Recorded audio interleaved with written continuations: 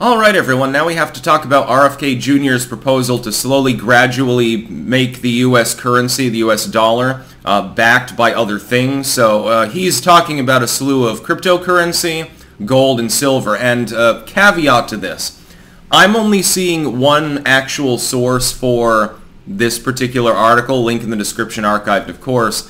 I'm not seeing any actual link to anywhere where he actually says this. So it may be non-canonical, it may be wishful thinking, or it may be literally fake news, but the report is that RFK Jr. is optioning this. He has spoken about crypto before, seems to be positive towards it, as am I. I hold Bitcoin, I hold, I think, a little Ethereum still. I mainly folded it over into Bitcoin because most of the other coins out there are shit coins anyway. There are exceptions, but for the most part, you know, every other day on Twitter, for example, you'll see a bunch of bot accounts that are spamming some new shitcoin that they've just minted in hopes of getting rich quick, and usually it goes nowhere. At this point, there are probably thousands of those. Most of those are scams. Disclaimer, I'm not giving you official financial advice, but I can tell you that I'm not investing in them, just so to speak. Here's the problem. If you were to back the U.S. currency with, well, literally anything, what happens with gold or silver or Bitcoin? Their value fluctuates in an uncontrolled manner. Now, I'm not a fan of the Fed. I believe in ending the Fed, actually. I don't think that the government needs to indirectly tamper with the value of the currency. I believe that it can be printed in a conscientious manner to roughly maintain its current value, its usability, and for the most part there's no reason to tinker with it further than that. Hyperinflating the currency through funny money spending can be dissuaded through measures other than backing the currency. The problem is that Bitcoin and gold and silver and so forth are tradable assets. Therefore, you're adding an extra layer of convolution onto your currency that could allow another state, potentially, if it had enough of that resource, to collapse your currency or to really gobble up that resource and deflate your currency too much, which means that people that owe debt, for example, wouldn't be very happy and could screw with your economy. This is one thing upon which I deviate from most libertarians, actually. It's another reason that I now tend to use the term classical liberal more than anything else. Oftentimes people who are libertarian, in the Ron Paul vein, Ron Paul has talked about this himself, want to back the currency. Let's say you back the currency in gold. So a certain amount of gold is matched to every US dollar. The price of gold fluctuates. And that year-over-year fluctuation, in most cases, is going to be greater, actually, which is the odd part, than the fluctuation of the value of the currency under Fed policy. So it's just a strictly fiat currency. The irony is that even under one of the most ghastly institutions that we've instituted, which acts with wide latitude and can manipulate the currency's value, the currency maintains a more stable actual purchasing power than if you were to back it with some of these assets. Ultimately, a currency is this. It's a medium of exchange. This is the best way to think about it. I use this example. Let's say that I form a new nation. It's called Sticks, Hex, and Hammers Island. All we have is coconuts. We're being very reductionist and simplifying here. We produce 1,000 coconuts, and but we have to trade them directly with any other nation. We're trading coconuts, basically. You need a currency. You need some sort of medium of exchange. You could use seashells. You could use basically anything. We generally use paper money and then metallic currency, change, effectively. So I print 1,000 Sticks Hexen bucks. Now, the price of a coconut might be related. I mean, I'm trying to match it to the Coconut Valley because it's our only export. One coconut buck equals one coconut. You can trade them straight across. It allows for people to have something that is, you know, it's not perishable like a food item, like a coconut would be, and you can use that for exchange. Now, the problem is that technically on paper now that I've minted those coconut bucks, I have 1,000 coconuts. I also have 1,000 bills representing the value of a coconut. Now, I can't artificially create coconuts by minting money. What I've just done with my metallic or paper currency, I would use metallic myself because it's more cool, is technically on paper I have 2,000 coconuts now. What I've actually done is reduce the cost of our coconuts by 50% because I'm artificially creating coconuts out of thin air.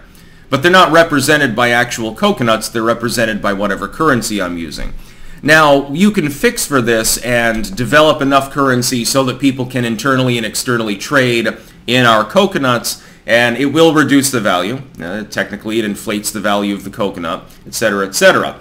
Under a Fed policy, so Sixexenamur Island now has a Fed, which is regrettable. That amount of money representing the coconuts can be adjusted gradually for the number of coconuts that are actually there to roughly maintain the value. What's people's big problem with the Fed? And this is something that I agree with libertarians on. The Fed artificially inflates or deflates. It toys with the currency through interest rates, etc. Money is printed faster or slower depending on economic situations, and so it deviates from that actual value. So the amount of dollars, for example, that's required to buy an entire grocery bag's worth of groceries is wildly disparate from that which existed 20 or 30 years ago. Their big problem with the Fed is that it's fucking with the amount of currency and inflating it. What would happen if you backed your currency with cryptocurrency? So you back it with Bitcoin. According to RFK Jr., it's apparently a good idea. Bitcoin's value has fluctuated wildly. And we're not talking about by a few points, like the long and exhausting Fed tends to do. We're talking about by double digits. We're talking about a much greater variation over time with little stability.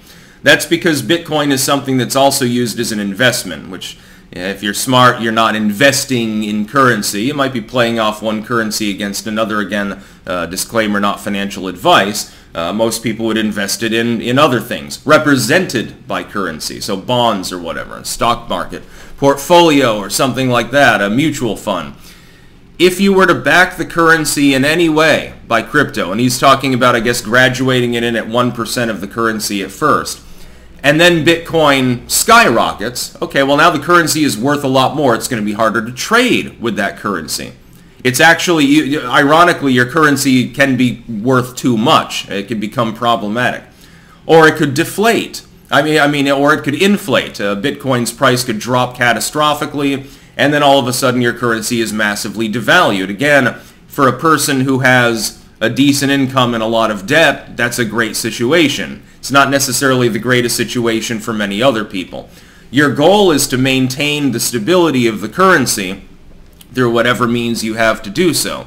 Pegging it to something that is publicly traded, especially something limited like gold or silver, which is also used in a variety of industrial applications, would actually be a terrible idea. Again, this is why I don't believe in having a backed currency, which deviates me from virtually all libertarians, because they haven't thought it through. You're still going to have a currency which fluctuates rapidly in value. If anything, you've made it fluctuate more than simply having an on-paper, completely worthless fiat currency that simply represents a 50-50 polar opposite to the entire economy. Now, this doesn't mean that the Fed's policies don't need to be considerably rearranged, if not done away with.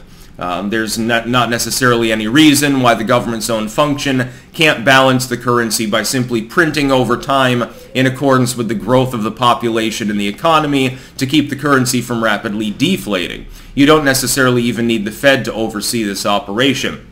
It's not necessary.